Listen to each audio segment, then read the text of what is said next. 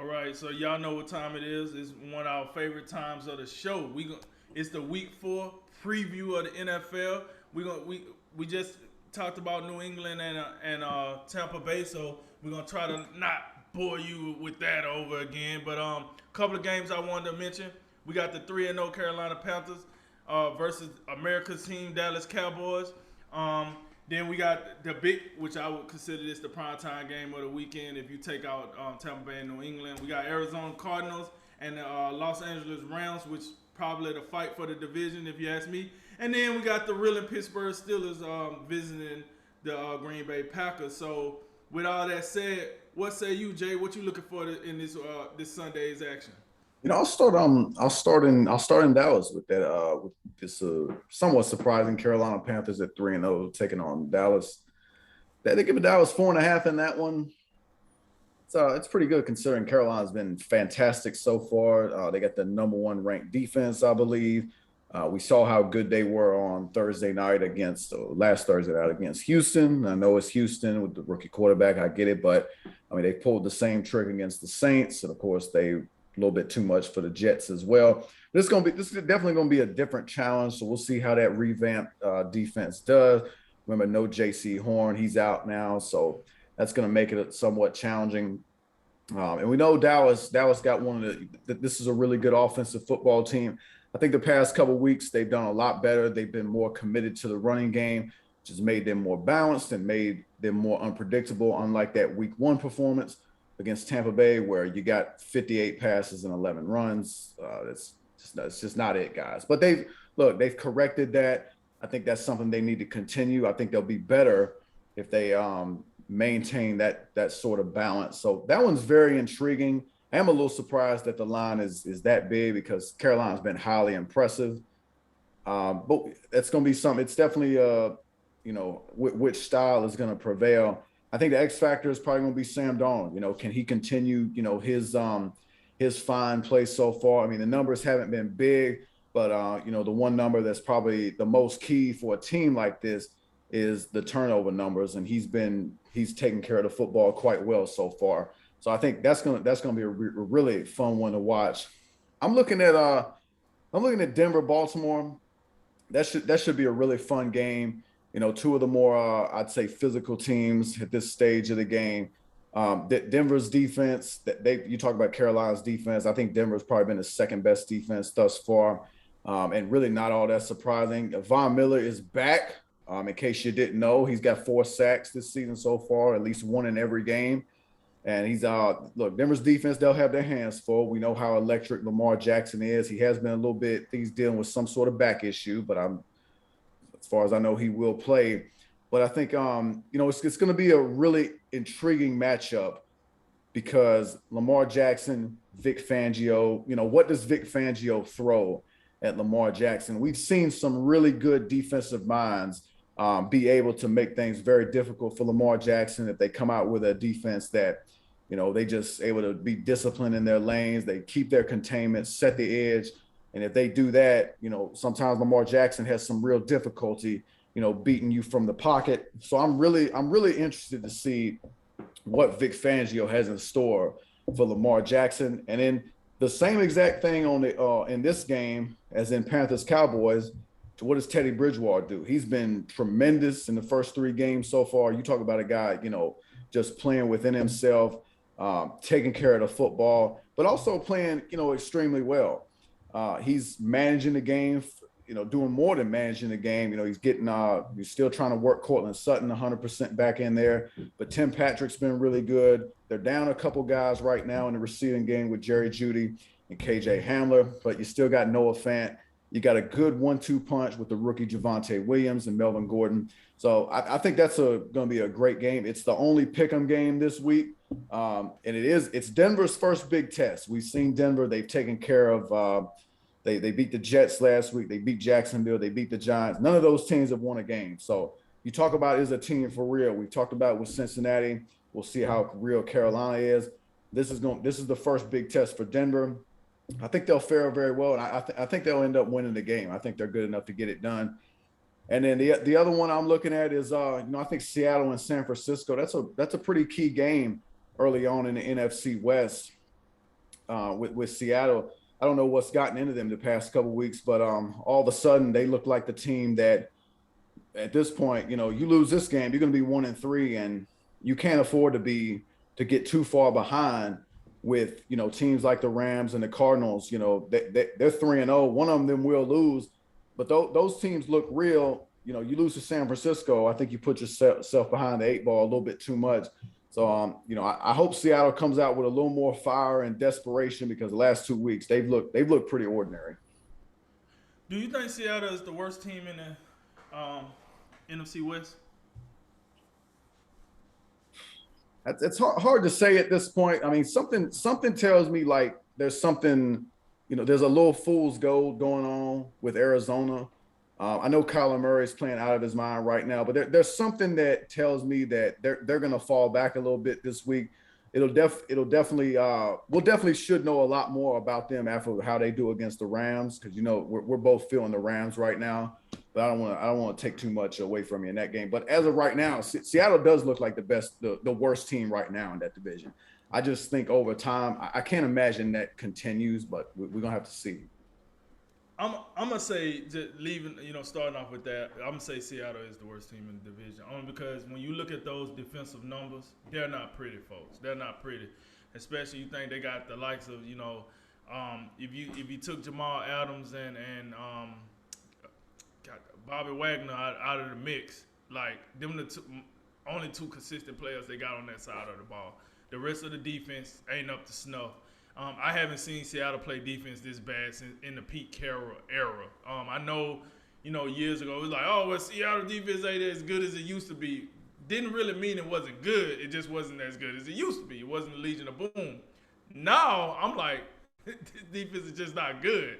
Not as it used to be. They're just not good. So that's, I think Seattle right now is working to be the worst team in the NFC West. Now, let me go ahead and scroll on over here to this Panthers and Cowboys. I talked about Matt Rule in the early segment, giving him his flowers for the job he's done with the Panthers. I think it's remarkable what he did with his coordinators and done, et cetera, 3-0. And now you traveling down to the $1 billion playpen, as they call it, Arlington, Texas, to go get you some of that Dallas Cowboys sauce. And I do think, I agree with Vegas. I take the Cowboys in this game. I think the Cowboys will win this game. I'm going to say probably, maybe 2 field goals, 6 points, something like that. And the reason being, Carolina lost their number 1 cornerback, J.C. Horn, as you brought up. And I want to see now, yes, Carolina, they was playing well when they had all their pieces. They starting to lose pieces now. Can you play now that you're losing pieces? Because now you lost J.C. Horn. You lost Christian McCaffrey. It's starting to, I want to know how Sam Darnold works under that pressure now. You don't got your bell cow no more. You got, I think it's Chuba Hubbard, the guy from Oklahoma State. Chuba Hubbard, yeah. There we go. You got him. We don't know what he can do. We don't know if he can carry the mail. It's probably a reason we don't know, though, because it was probably a reason why they split the carry 75% to 25% or something like that.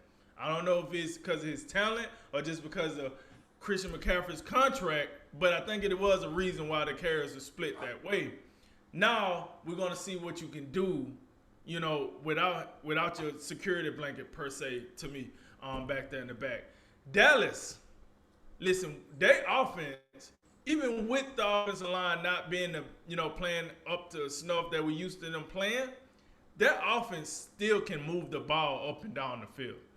Like, now that Zeke is re-engaged and Tony Pollard is making the best of his snaps, then you got CeeDee Lamb just all over the field. You got Blake Jordan. You got the worst wide receiver for them in the last couple of weeks been Amari Cooper. I mean, people not even like losing sleep over it. I haven't heard like the sky ain't fall yet. Because CeeDee Lamb has been just so good for them. I guess they just kind of like, Zeke, we got Zeke back. We got CD. Hey, Amari, if you want to play, let us know. We got Blake Jordan. Join in whenever, man. You know what I'm saying? Don't worry about it, man. Hey, listen, we know everybody got to participate, so we get 100 on this project, but we know some people ain't going to participate, right? Just sign it, man. Just sign it. It's fine. So, with what I've seen out the Dallas Cowboys offense, this Panther defense better be up to snuff as they have been in the first 3 weeks. This is by far their toughest test for their defense. This is by far their toughest test. I don't think they played the offense as good as this at all this year. So I think this is their toughest test. And then the Dallas Cowboys defense. Here's the deal. I know it's just the Eagles, and I know I got it. It was just the Eagles. But that defense, it already looks 5 times better than the defense looked at last year. At any point last year. At any given point, their defense did not look this good at all last year. The secondary seemed to have their head on straight. I kind of like what the defensive line doing without their highly paid leader, DeMarcus Lawrence, up there. Hey, you got a bunch of guys that you can get rid of at the end of the year. They up here making some plays. I'm just saying they making it happen. And the one thing that really impresses me about Dallas, and I'm gonna say this until I can't say this no more, they have a rookie and Michael Parsons that called the plays for the defense. Right. That is that says so many good things about that kid, man. That he's a rookie, he's coming in here. And I know a guy hit me with an argument. He was like, well, he could be the future. They could be starting early. Well, they're not. First of all, he's a rookie. You got like 5 dudes on the defense that get paid more than him. So usually the guy that get paid more is the guy with the most responsibility. Usually, unless, they just don't hack it. You got DeMarcus Lawrence getting paid what he getting paid. You got Jalen Smith getting paid what he getting paid. Shouldn't one of those guys be the signal caller? Nah. We'll get Michael Parsons. We'll get the rookie. That was immediate too. We noticed that in week 1. Right. Is that the green dot? That's the green dot. All right, then. That's the green dot. So, and on top of that, because he's so well versed, he play like multiple, positions without the game. Right. He'll start on the end and then be in the middle, then be an inside linebacker. And then the guy is the goods, evidently. And I always was a fan of him. I was hoping he came over to Alabama, but he stayed over there and did his thing on the East Coast. So I think that's impressive. So with that said, I'm with Vegas. I think Dallas do win this game, and I think the Panthers get their first loss. Arizona Cardinals, Los Angeles Rams. I think this is the highlight of the weekend. I know everybody's caught up with the New England and Tampa Bay game, and I got that. I ain't mad at you, but I think this is the game here because this is the game that's the winner of this game put themselves in the driver's seat for the division. This is the hottest division in football, people. This division. Being in the driver's seat of this division matters. It does matter. You want to be in the driver's seat of this. This might be the only division close to getting 4 teams into the playoffs if Seattle ever wakes up. Like, this is probably going to be the closest you get to that reality is from this division right here. Will it happen? Slim chances no, because Seattle probably going to play their way out of this.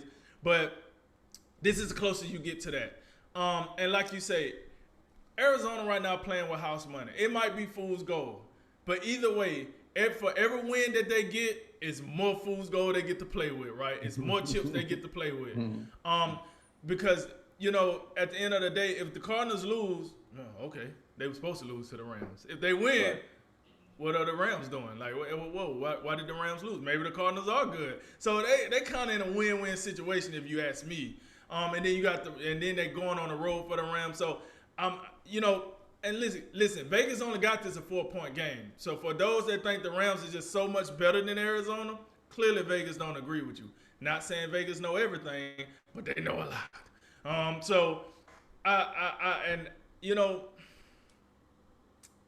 I think the Rams probably win this by a field goal. I do think it's a close game, but I can almost guarantee you this: we're gonna leave this game thinking like, hey, the Cardinals are for real. The Cardinals can play. They're gonna be competitive in this division. And then the last game I wanted to hit on, the Pittsburgh Steelers and the Green Bay Packers. Like I said, listen. Oh, buddy. Hey, listen, it's what a time it is You remember the times where the Steelers just was out here having their way with they had Le'Veon Bell and Antonio Brown and Big Ben gave a rip, and you had an offensive line that was pretty good, and Mike Tomlin, he was doing his thing, and Pittsburgh, the Steel City, hard workers. Oh, we looking good out here, baby. And about 5-6 years later, no one know where Le'Veon at. He's still trying out for some team. Antonio Brown finally getting this act together with Tampa Bay. Big Ben still ain't working out, and they say he hurt, but then he still play, and I don't know what that's about. And Pittsburgh is looking real shabby right now. They're looking kind of shabby out there. The offensive line is terrible. It's almost like, what are we doing here when you draft the running back in the first round, which everybody agreed that was the running back you should have drafted in the first round if you was going to draft one. However, you kind of need people to block for him, or it's a wasted pick, because if he can't do anything, what was the point? What was the point? You might as well just drafted an offensive lineman. You might as well. And then drafted a lesser grade running back later in the draft. Because this is not going to cut it. All right?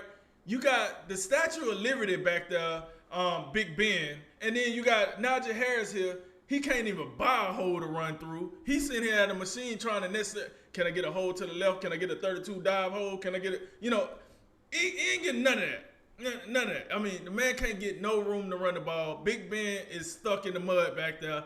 The Steelers are in trouble. And then you got Green Bay. People are still on their case about the week 1 loss.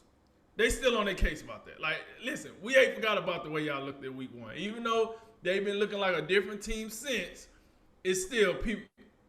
We seen what we seen, all right, Aaron? That was unacceptable. So I think, Vegas got them 6.5. That tells me that they think the Packers going to pull away at some point in this game, probably in the fourth quarter.